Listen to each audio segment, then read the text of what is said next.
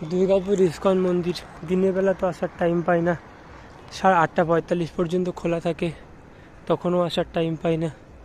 তবে রাত্রিবেলা এখন সিদ্ধান্ত নিলাম হেঁটে হেঁটে আসবো। চলেই আসলাম শ্রী শ্রী রাধা মদন মোহন মন্দির। ইস্কন দুর্গাপুরের কার্যক্রম এখানে সব লেখা আছে, কি কি আছে সব লেখা।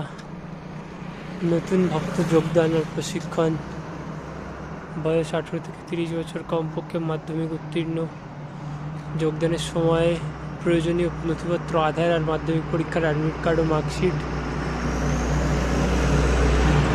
এই কোশ্চেনগুলো থাকলে you can join ISKCON Youth Service, knowledge giving seminar, giving service to society, youth festival, get answer to all questions of life, mind control by meditation.